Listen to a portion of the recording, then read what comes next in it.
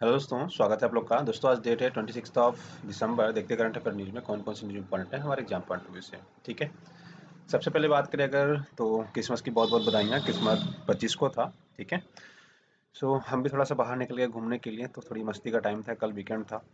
जिनको बुक्स वगैरह मंगाना होगा दोस्तों, डिस्क्रिप्शन लिंक में मैंने बुक्स की डिटेल डाल रखी है, आप यहाँ से बुक्स ऑर्डर डायरेक्टली चाहे तो कर सकते हैं। अदरवाइज आप बुक्स देखना भी चाहते हैं कि कौन कौन सी बुक्स है तो डायरेक्टली आप मंगा सकते हैं। जिन्होंने एप्लीकेशन अभी तक डाउनलोड नहीं किया, एप्लीकेशन डाउनलोड कर लीजिए। ठीक है, जिन्होंने एनसीईआरटी का वीडियो पैक नहीं लिया है दोस्तों, एनसीईआरटी वीडियो पैक आप ज्वाइन कर लीजिए। अगर आप बहुत नए हैं, अगर आपको पता नहीं है कि कैसे स्टार्ट करना है, तो आप स्टार्ट कर सकते हो। ठीक है, बाकी अदर्स पैक्स आप चाहे तो ज्वाइन कर सकते हो। और पेमेंट मेथड की बात करें तो हमें अकाउंट में डायरेक्ट पे कर सकते हो, आप फोन पे कर सकते हो, पेटीएम कर सकते हो इसी नंबर पे, या फिर हमें ऐप के थ्रू भी पेमेंट कर सकते हो। ठीक है, फाउंडेशन कोर्स के बारे में लास्ट में चर्चा करते हैं। ठीक है, हमारा कुछ कोचिंग के साथ कोलैबोरेशन का मतलब थोड़ा सा चल रहा है, तो उसके बारे में लास्ट में डिस्कस करेंगे कि क्या होने वाला है और कैसे करने वाला है उसको। ठीक है, करीब 93 बच्चों ने एडमिशन ले रखा है, तो उनकी भी हम चर्चा करेंगे कि उनके लिए हम कैसे क्या करने वाले हैं, तो उसकी चर्चा हम थोड़ा लास्ट में करते हैं। पहले करंट अफेयर पढ़ लेते हैं। ठीक है, तो पहले न्यूज़ की अगर बात करें दोस्तों, तो IFFCO gas leak, how dangerous is ammonia. तो बेसिकली अगर आपने सुना होगा न्यूज़पेपर में तो ठीक है, अदरवाइज नहीं सुना तो मैं बता देता हूँ आपको। प्रयागराज, जो उसको हम पहले इलाहाबाद कहते थे दोस्तों, वहाँ पे अमोनिया गैस का लीकेज हुआ। कहाँ पे हुआ? इफ्को बेसिकली बात करें, गवर्नमेंट का Indian farmer fertiliser cooperative limited है, सरकारी कंपनी है बेसिकली। ठीक है, इनके यहाँ पे क्या हुआ, लीकेज हो गया, प्रयागराज वाले जो ब्रांच है यहाँ पे। ठीक है, अमोनिया का लीकेज हुआ। तो आप देखो यूपीएससी आपसे क्या क्वेश्चन पूछ सकता है। बेसिकली थोड़ा सा अमोनिया के बारे में पढ़ लेते हैं। देखो अमोनिया की अगर बात करें तो ये डाइहाइड्रेट ऑफ नाइट्रेट होता है, मतलब नाइट्रोजन और हाइड्रोजन का मिश्रण होता है बेसिकली ये। ठीक है, और इसी इसी से ही हम एक कंपाउंड बनाते हैं जिसको हम अमोनियम नाइट्रेट बोलते हैं, NH4 NO3 बोलते हैं बेसिकली। ठीक है, हम लोग ऐसे बेसिकली लिखते हैं, NH4 NO3 लिखते हैं, ऐसे लिखते हैं। ठीक है, यहाँ पे लिखा हुआ थोड़ा सा आपको अजीब सा लग सकता है, लेकिन लिखते बेसिकली ऐसे है, NH4 NO3 लिखते हैं। बट ये आपको याद नहीं रखना है कि इसका फॉर्मूला क्या होता है, ये सब यूपीएससी पूछेगा, ऐसे चांसेस बहुत कम होते हैं। ठीक है, अब बात करें अगर इसके जो नाइट्रोजन फर्टिलाइजर होता है, हाई नाइट्रोजन फर्टिलाइजर में क्यों यूज करते हैं। ठीक है, देखो आप जितने भी हमारे अमोनिया होते हैं, अमोनियम प्रोडक्ट होते हैं ना, 80% चीज़ें हम क्या करते हैं, फर्टिलाइजर में यूज़ करते हो। आपने एक चीज़ सुना होगा, अगर आपने थोड़ा बहुत भी अगर यूपीएससी की तैयारी कर रहे हो, मैंने पहले आपने लेक्चर देखो तो एनपीके, नाइट्रोजन फास्फोरस पोटेशियम, हम क्या करते हैं, हमारे यहाँ जमीन में इसकी मात्रा कम होती है, हमारी जमीन की उर्वरता धीरे धीरे कम होती है, तो इनकी मात्रा कम होती जाती है। तो हम क्या करते हैं बेसिकली, हम जो फर्टिलाइजर यूज़ करते हैं, यूरिया यूज़ करते हैं, इसमें क्या करते हैं, इसको मिक्स करते जाते हैं, इसमें मिलाते जाते हैं, जिससे कि हमारी ज़मीन की उर्वरता बनी रहे। मैं फिर से समझाता हूँ, थोड़ा सा कॉम्प्लिकेटेड है ये, ठीक, इसलिए मैंने सबसे पहले रखा है कि शुरू शुरू में आपका दिमाग खुला होता है, लास्ट में जाते जाते बंद हो जाता है। तो हम क्या करेंगे, सबसे पहले इसमें बेसिक से और समझाने की कोशिश करता हूँ। देखो होता क्या है, मान लेते हैं आपका ज़मीन है। ठीक है, आप खेती कर रहे हो वहाँ पे, मान लेते हैं आपका यहाँ ज़मीन है और आप खेती कर रहे हो। कुछ टाइम बाद आपकी ज़मीन की उर्वरता, मतलब जो फर्टिलिटी रेट है ना, वो कम होने लगती है। मतलब अगर सपोज करो आप धान का रोपण कर रहे हो, तो मान लेते हैं कि एक 10 100 किलो, मान लेते हैं आप इतनी इतनी लैंड एरिया में क्या कर रहे थे, उगा रहे थे। ठीक है, 100 किलो। कुछ टाइम बाद आपने देखा कि धीरे धीरे घटते घटते घटते घटते 50 किलो हो गया। तो आपको लगेगा यार मैं तो सेम चीज़ें यूज़ कर रहा हूँ, सेम टाइम पे कर रहा हूँ, फिर भी मेरी उपज क्यों कम होती जा रही है। तो हम क्या करते हैं, उसके लिए फर्टिलाइजर यूज़ करते हैं। ठीक है, उसके बाद हम क्या करते हैं, फर्टिलाइजर यूज़ करते हैं, जिससे कि हमारी उर्वरता क्या हो, बढ़ जाए। तो बेसिकली ये क्या होता है, नाइट्रोजन फास्फोरस पोटेशियम की मात्रा इसमें से कम होती है। कई बार सॉइल चेक करा सकते हैं, सॉइल हेल्थ कार्ड बनता है, तो मिट्टी ले जाइए, वो बताएंगे कि आपकी मिट्टी में किन चीज़ों की कमी हो रही है, और वो इसमें डालेंगे।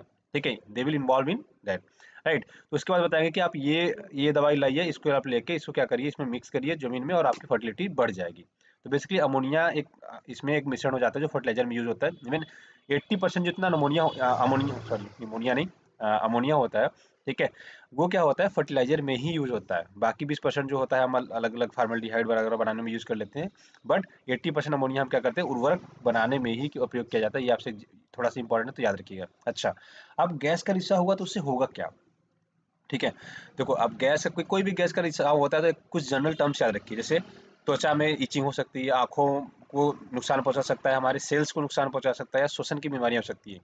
कुछ मैं आपको एक गोल्डन वर्ड्स बता दे रहा हूँ, अगर कभी भी रिसाव हो, अगर मेंस में भी लिखने का मौका मिले, तो आप ये चीज़ याद रखिएगा, क्या क्या सिम्टम्स हो सकते हैं बेसिकली। ठीक है, किसी भी केमिकल कंपाउंड के मतलब ऐसे लीकेज होने के बाद।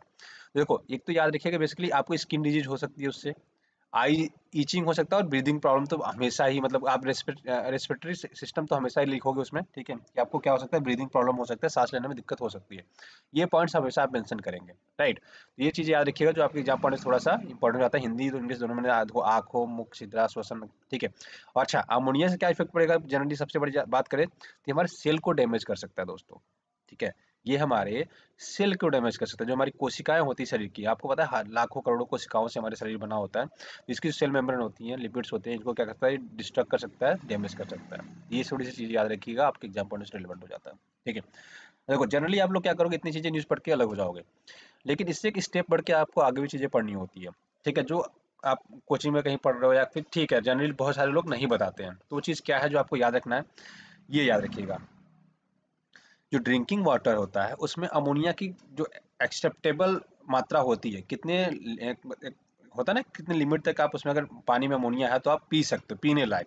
तो जो हमारा BIS है, ब्यूरो ऑफ इंडियन स्टैंडर्ड है, वो कहता है 0.5 ppm तक अगर अमोनिया है पानी में तो आप पी सकते हो, अगर इससे ज़्यादा है तो वो डेंजरस है हमारे शरीर के लिए, ठीक है।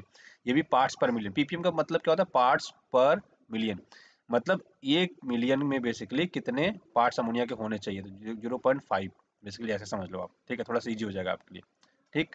1 मिलियन में कितने होते हैं, 10 लाख, ठीक है। तो ये बेसिकली ऐसे कहा जाता है। तो थोड़ा ये अब इतना याद नहीं रखना, आपको थोड़ा सा बेसिक है, इतना ही याद रखना है कि BIS स्टैंडर्ड, जो ब्यूरो ऑफ इंडियन स्टैंडर्ड है, उसके तहत जो यूनिट होती है अमोनिया की पानी में पीने के लिए, वो कितने यूनिट होती है, तो याद रखिए 0.5 ppm, बस इतना याद रखेंगे आपका काम बन जाएगा, ठीक है। ये प्रीलिम्स में आपसे पूछा जा सकता है। जैसे अगर आपको अगर बात करें हम, तो आपने एक हाथी वाली कहानी सुनी होगी, कर्नाटक में एक प्रेग्नेंट हथनी थी बेसिकली, ठीक है। तो लोगों ने क्या किया था, उसके मुख में बम डाल के, ठीक है, उन्होंने क्या, कुछ खाने पीने की चीज़ों में बम डाल के और उसके पेट में फोड़ दिया था, ठीक है। और उस पानी में ही उसकी डेथ हो गई थी। काफ़ी न्यूज़ हाईलाइटेड रहा एलिफेंट वाली, ठीक है। तो यूपीएससी ने क्या पूछा आपसे वहाँ पे, यूपीएससी ने ये पूछा कि जो हाथी की प्रेगनेंसी की टाइम पीरियड होता है, अगर आप जर्नलिस्ट का पेपर दिखा रहे थे, किस टाइम पीरियड तक होता है, बेसिकली ये पूछ दिया था। अब लोग क्या पढ़ते हैं, ये साथी को मार दिया, इस साथी को मार दिया, कहाँ मार दिया, यहाँ मार दिया, ठीक है। आपको क्या करना था वहाँ पे, कहाँ पे हुआ था, कर्नाटक में। तो आपको कर्नाटक के बारे में डिटेल पढ़ना था, प्लस एलिफेंट से रिलेटेड जो भी इनकी चीज़ें होती हैं, साइंटिफिक नेम या प्रेगनेंसी कितने टाइम तक होती है, ये सब चीज़ें आप पढ़ते तो आराम से उसको हम सही कर जाते। सेम ऐसे ही है। अब अमोनिया की बात करें तो अमोनिया से रिलेटेड जो फैक्ट्स हो सकते हैं, जो कॉमन यूज करते हैं हम, कॉमन लाइफ के लिए इंपॉर्टेंट है, वो चीज़ आपसे यूपीएससी सोचता है कि आप इतना नहीं, या कम से कम इतना बेसिक तो पढ़ोगे ही पढ़ोगे, ठीक है। अब उसके बाद बात करें, थोड़ा ब्रेग्जिट समझौते के बारे में हम डिस्कस करेंगे। अगर ब्रेग्जिट समझौते की दोस्तों बात करें हम, ठीक है, तो इसमें देखो ब्रेग्जिट में, तो ब्रेग्जिट का मतलब क्या है, सबसे पहले तो ये समझो, ठीक है। ब्रेग्जिट इसको बोलते हैं ब्रिटेन का एग्जिट होना, किससे, यूरोपियन यूनियन से। यूरोपियन यूनियन में दोस्तों पहले 28 देश हुआ करते थे, अगर करंटली बात करें तो 27 देश है। क्यों, क्योंकि ब्रिटेन क्या हुआ, अलग हो गया। कब हुआ, 31 जनवरी को, 31 जनवरी को क्या हुआ, ब्रिटेन अलग हुआ।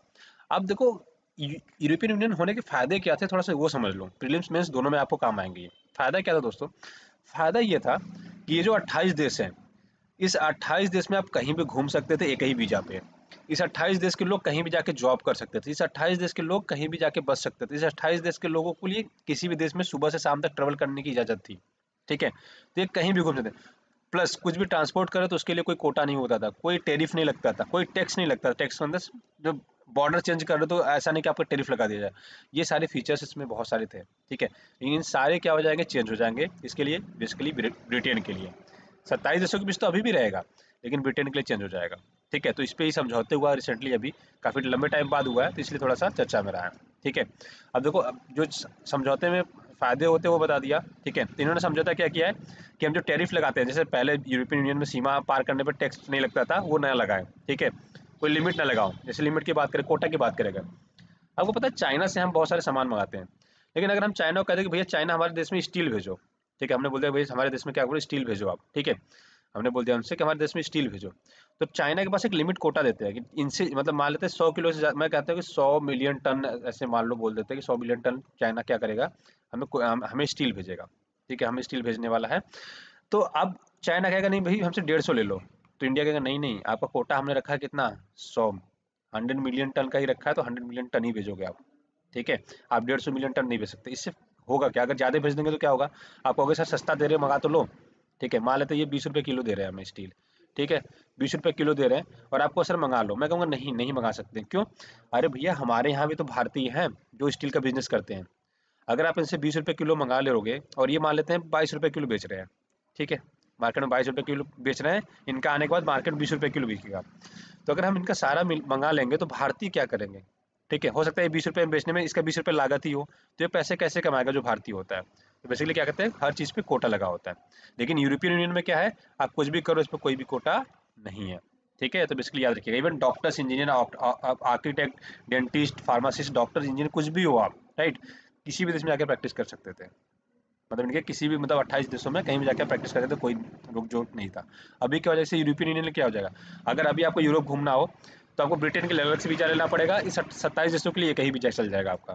इन 27 देशों के लिए वीजा एक ही चल जाएगा, ठीक है, और ब्रिटेन के लिए अलग से आप वीजा लेना पड़ेगा। प्लस अब अगर ब्रिटेन का कोई आदमी जाके यूरोपियन इधर रहना चाहता है, 27 देशों में रहना चाहता है, तो उसको 19 देश से ज़्यादा नहीं रह सकता। उसके लिए उसके बाद उसको वीजा की आवश्यकता पड़ेगी। बेसिकली ये रूल्स इन्होंने कर दिया है। ठीक है, ये चीज़ें याद रखिए जो आपके एग्जाम पॉइंट से इंपॉर्टेंट है। मैंने लगभग लगभग सारी चीज़ें बता दी। ठीक है, 2016 में रेफरेंडम, रेफरेंडम का मतलब होता है कि जनमत संग्रह होता है, लोगों से पूछना होता है, जिसमें 52% लोगों ने कहा था कि हमें यूरोपियन यूनियन से अलग होना है। ठीक है, ये बस ये सारी चीज़ें हमने पहले ही पढ़ ली है, बता दिया मैंने। ये है दोस्तों यूरोपियन यूनियन के देश, जिसको आप देख सकते हो एक बार। ठीक है, इसमें देखो कि स्विट्जरलैंड का पार्ट नहीं है और ब्रिटेन अभी हाल ही में अलग हुआ। ठीक है, ये पूरा ब्रिटेन कहते हैं इसको हम, ये आपका पूरा ब्रिटेन है। तो आप मैपिंग चाहो तो मैपिंग भी कर सकते हो। ठीक है, तो ये भी पॉइंट हो जाता है जो आपका यूपीएससी के पॉइंट ऑफ व्यू से, क्योंकि हर साल एक दो मैपिंग पूछ ही लेता है यूपीएससी। ठीक है, तो ये चीज़ याद रखिएगा।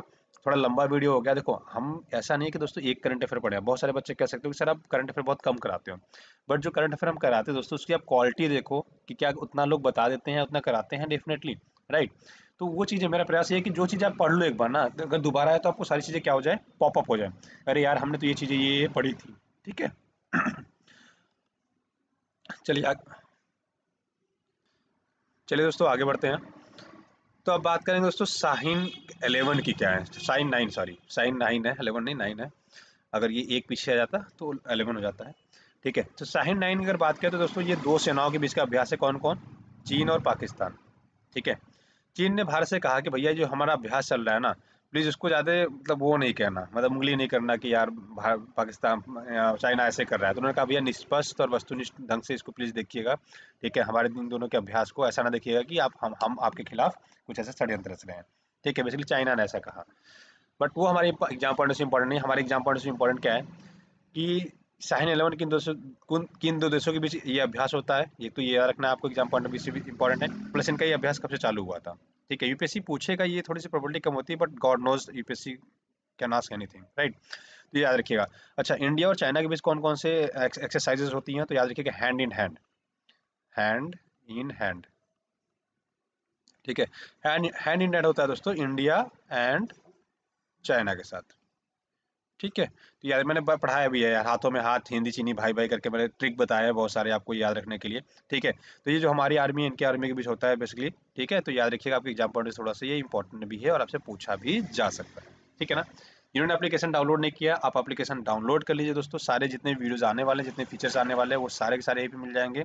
ठीक है, और बाकी पैकेज की बात करें, फाउंडेशन 1 जैसे हमारा चालू हो रहा है, तो उसमें क्या है बेसिकली हम बाकी कोचिंग, एक कोचिंग है दोस्तों, उसके साथ हम टाई अप की बातें कर रहे हैं। अगर वो टाई अप हो जाता है तो आपको 15,000 के बजाय दोस्तों जो कोर्स मिलने वाला है वो 8,000 में मिल जाएगा। ठीक है, तो उसमें बातचीत चल रही है, एक दो दिन में डिसाइड हो जाएगा। तो हम उनसे बात कर रहे हैं कि बहुत सारे बच्चे, इसलिए आप देखो टाई अप हो क्या रहा है, बहुत सारे बच्चे कह रहे हैं सर आप ही अकेले क्यों नहीं पढ़ा रहे। तो सिलेबस थोड़ा सा बड़ा भी है, प्लस दूसरा ये भी है बहुत सारे बच्चे कह रहे हैं कि सर हमारा कोर्स जो प्रीलिम्स वाला है, अगर हम 2021 में अपियर होना चाहते हैं तो प्लीज़ हमारे लिए थोड़ा सा जल्दी हो जाए। ठीक है, तो मल्टीपल टीचर्स आ जाएंगे तो चीज़ें आराम से हो जाएंगी, और काफ़ी अच्छी टीचर्स हैं जिनसे मैं टाई अप करने की कोशिश कर रहा हूँ। बहुत सारे लोग हो सकते हैं हमको जानते भी होंगे पहले से। ठीक है, तो जैसा भी होता है हम अगर कुछ सब चीज़ें ठीक रहती है तो we will inform you, otherwise जो हमारा फाउंडेशन कोर्स है हम खुद सेपरेट चला लेंगे। ठीक है, बाकी आपको अगर पैकेज लेना है, जैसे एनसीईआरटी का वीडियो पैक है हमारा, पॉलिटी हिस्ट्री का है, तो आप वो ज्वाइन करना चाहते हो तो आप ज्वाइन कर सकते हैं।